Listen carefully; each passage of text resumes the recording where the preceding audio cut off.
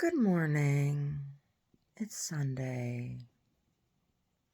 What is it, March 19th? Is that what today is? Today, 19th? Yesterday was the 18th, right?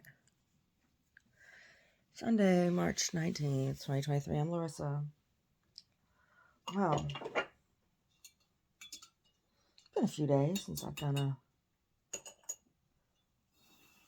video diary, right? Here we are. People are strange animals. People are very strange animals. I had such an interesting week. So, my first name, Larissa, is interesting linguistically. Larissa is a city in Greece, and historically, the word Larissa means stronghold or citadel, and Larissa was a princess of sorts in Greece when there was monarchy long ago, long ago. Anyway, that's the origin of the word Larissa. And then Russian language was converted from oral tradition to written tradition by Greek monks, which is why Cyrillic alphabet and Greek alphabet have so many similarities, right? They're not the same, but they have similarities. Yeah. Anyway, Larissa became a very, very popular name in Russia, right? So it is an ethnically Russian name, a word with Greek roots, with Greek origin. Larissa in Spanish means the smile.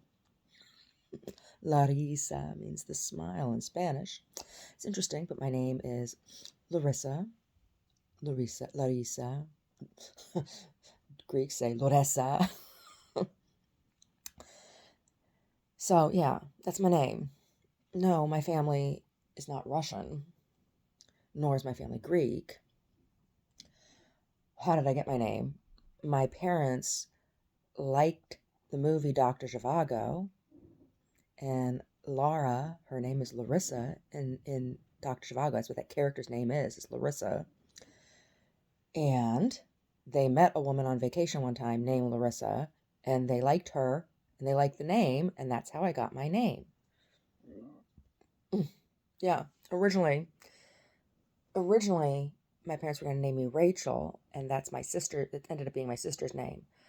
But my mother didn't name me Rachel because my father's mother said she knew a Rachel who was a big gossip and she didn't like her and that she shouldn't name me Rachel. When my sister came along, my mom was like, I don't care about who you know. I like the name Rachel. I'm going to name this one Rachel. So that's how Rachel got her name. Anyway, past 2 weeks, there's been this guy in the mornings frequently walking in front of my shop with lime green hair. Whatever. I've had strawberry shortcake pink hair before. Whatever. Like, to each his own. I didn't think the green looked very nice. It makes him look washed out and pale, but whatever. Whatever floats your boat, dude. And I didn't think anything of it.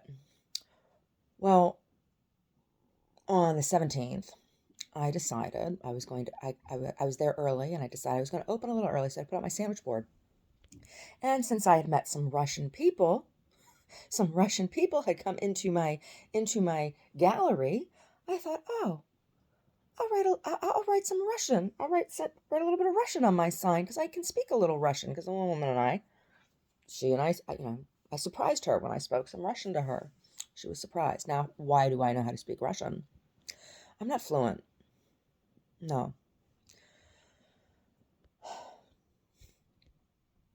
Я говорю плохое, right? I only have a very small vocabulary. I learned in high school. I took Russian in high school, right? I have languages I have taken in school that I have studied somewhat. Latin, French, Spanish, and Russian. Other languages I know a little bit of because of other things, because of knowing people. I dated a Greek guy, so I know some Greek because he wasn't fluent in English. What else? I know a little bit of Arabic because um,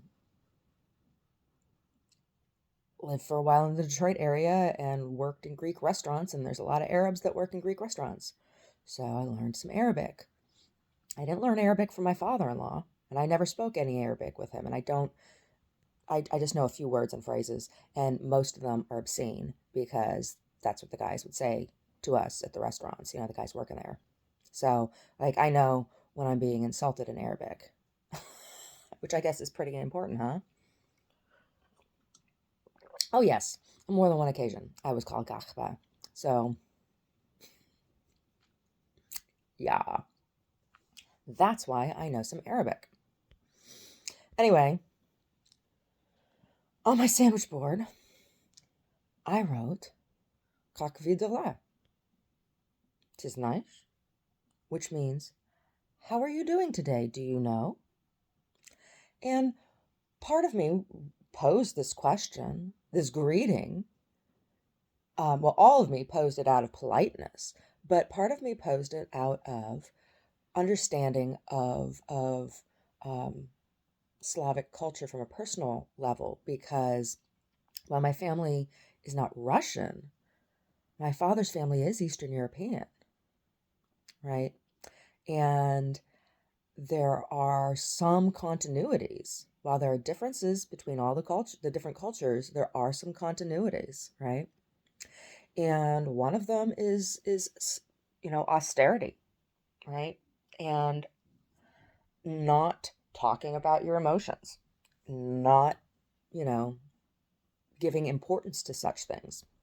And to do so is to be either sick or complaining, and either one is not considered, you know, desirable. And with what's going on right now, it's been starkly obvious to me that Slavic American voices, because it's not like there aren't Slavic people or people of Slavic descent in the United States. There's lots of us, right? I shouldn't say Slavic, I should say Eastern European, because not all Eastern Europeans are Slavs, right? Um, anyway, Eastern European descent. Um, but all Eastern European countries speak Russian in addition to whatever their local language is, because under the Iron Curtain, everybody was only allowed to do business in Russian. So Russian is still taught and is still spoken throughout Eastern Europe. Spoken, or I should say understood. And so I was posing this question of, how are you doing today? Do you know? Like, are you in touch with how you're feeling in the face of the things that are in the news? And there is very little understanding in American culture, or very little knowledge in American culture, of Eastern European history and culture outside of Eastern European Jewish community, right? So I was posing this question. I was reaching out on a human level. How are you doing today? Because if you are of Eastern European descent and you have immigrated to the United States, you're here because of oppression and because you want to be American, right? No matter which country you have come from, unless you're here on a temporary visa, just working for a company, some company, and you're going, you're going home or whatever. People who have immigrated to come to the United States to leave their countries, it's been because of oppression, right? And especially right now, it's because of war. And there are Russians here that are undocumented that have fled conscription, right?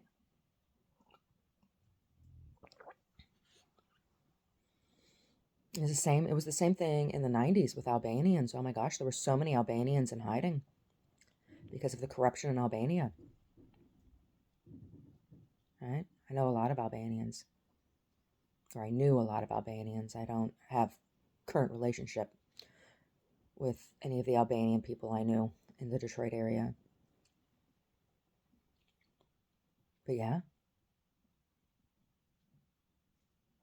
So I did that. And then on the other side of my sign, it said, "Come in. My door is not open." And then I wrote in Russian, "Потому что меня кошка здесь дала," which means, because my cat is here today. Because my kitty was with me. She's come to the gallery with me twice. She's not going to be with me every day, but I had my door closed. I was open, but my door was closed. Because sometimes I prop the door open. So that she, doggies couldn't come in unannounced towards her, or she couldn't run out. So this guy, who I'd seen, walking up and down in front of my store, my gallery, that has my name on the window, Larissa, for 2 weeks. I'm standing near the front of near the window doing some working on my easel, and he grabs my sandwich board and he throws it at the front of my store, at my storefront. And it didn't hit the window, but it bounced off the windowsill. Bounced off okno, right? And so I went on, I said, "Excuse me." And he starts yelling about how he's a concerned citizen, and I'm blocking the sidewalk, and I'm allowed to block the sidewalk. I'm like, I'm allowed to have a sign in front of my store, dude. And he's like, "I'm a concerned citizen. I'm going to go tell the city council." I said, "Go ahead, let's go. Let's go tell the city council." He's like, "I'm going to take a picture." I'm like, "Okay, take a picture of this." And I said, he said, "Are you Ukrainian?" And he said, "Yes, I am Ukrainian." And I said, "Okay." I said, "My family came here post World War I from the area of modern day Ukraine." He said, "I don't care." I said, "Well," I said, and then I asked him in Russian. I said, "Как вы дела?" I said, "Ты знаешь?" He said, "No, I don't." And I'm like, "Oh." And I said to him, "You're mad because the sign was in Russian." Yeah. But he threw the sign at the window. It was violent. Mm-hmm. Yeah. And he did so without taking the time to ask me about my name or about how I know how to speak Russian. He made an assumption about me, and he had been casing the place for 2 weeks. So I called the police, and they never showed up. I did get a phone call, but they didn't show up. And they said that they had had incidents like that all over Saratoga, and they had gotten a bunch of calls. A lot of strange homeless people, new homeless people. I said to the guy, I said, "It seems like somebody just like brought in a bus of new homeless people and dumped them off." I said, "What I think has happened is because of the weather here and all the trees they've been clearing out along the highways." I had told them a couple places in particular out here in Santa Cruz. I said, there's encampments back there, and it's problematic. And so these you can see them now where they're taking the trees down. There's all they're having to clean out all the trash and stuff that's back there now from the encampments. And so people are being displaced. And so now there's a whole bunch of people in Saratoga who, didn't used to be there. And now there's these problems. But what was done to me was a hate crime. Yeah, it was a hate crime. And I said that to the cop. And the cop said, "Yes, I agree with you."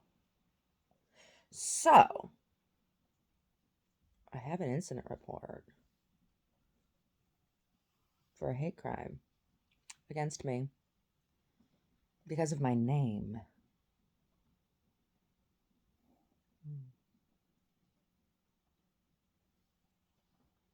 It's not the first time. Mm-mm. No, it's like when in Oakland, when they were spray painting SUNY twat outside of my bedroom window because my last name, right? That was a hate crime. Nobody did anything about that. No, they didn't.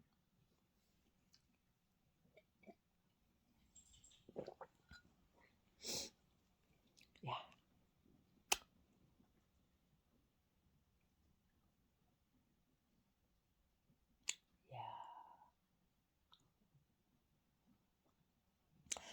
So, Saratoga's Chamber of Commerce. I don't want to hear anymore about the bitchin' or trying to make me feel like a bigot for saying on my bulletin board that posts need to be in English, because this demonstrated why. What am I talking about? So I have a bulletin board that I have outside of my, on the wall, outside wall of my gallery. It's a community bulletin board. People are welcome to bring me their things, and I will post them on the bulletin board. Why am I not just letting any Tom, Dick, and Harry put up whatever they want on the bulletin board? Well, because it's my business, right? I had to get permission from my landlord to put it up, and I'm responsible for it, right? So I want to know what's going on there, because there was somebody who stuck a sticker with gang graffiti in that hallway this past week or the week before, right? I think it was the week before.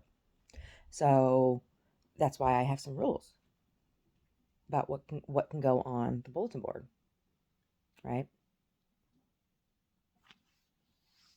Yeah. And one of my rules is that the post must be in English. Now, I did not say it could not be in another language also. And I would have to be at my discretion, right? If I don't know what it says, because it could say anything in another language that I don't speak, right? And how am I supposed to know? Then I look like an idiot putting up something that I'm responsible for that message. Hey. Hey. What was the final count yesterday of people who came in? Final count of people who came into the gallery yesterday was 45. Wow. Yeah, after you left, I had like 4 more people come in. Yeah. It seemed like yesterday was a busy day. Yesterday was a busy Saturday on the street. It was a busy day for downtown. I think we had some good Hey, mister, you're dirty and wet. Oh, you're gonna give me kisses? Thank you. Oh, you stink. Oh, you're smelly. Oh, you smell like earthworms and wet dog hair. Oh, smelly. He's like, oh, daddy gonna be smelly now too. Oh my gosh, Brody. Yeah. So, anyway, I made my point because I wrote a very innocuous message in Russian on my sign that pissed off a guy who spoke Russian.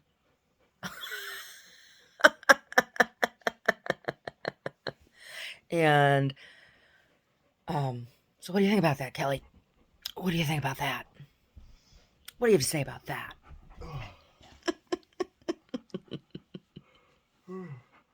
Oh. So yesterday on my sign, I wrote, yesterday a man with green hair committed a hate crime against me because of my name. Just thought you should know. On one side. And then the other side of the sign said, this is a working studio and gallery. This is a working studio and art gallery. You're welcome to come in. Your dog is too.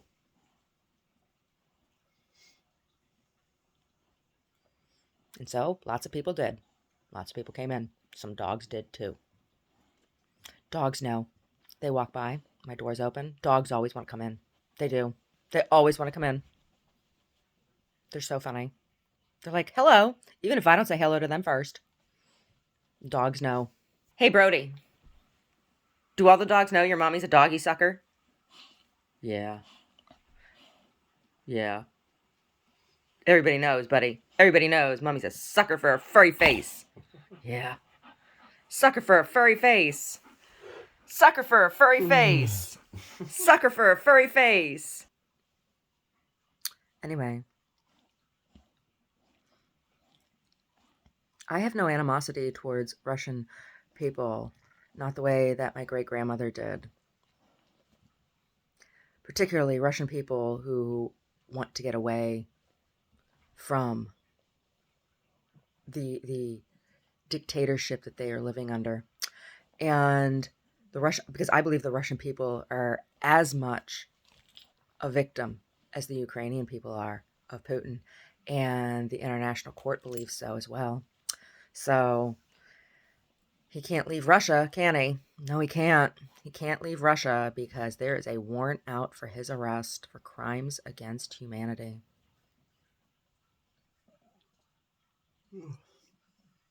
Yeah, he has made it so that you can't even have a Russian name without being harassed. Even if your family's Ukrainian. Oh, the irony. The irony.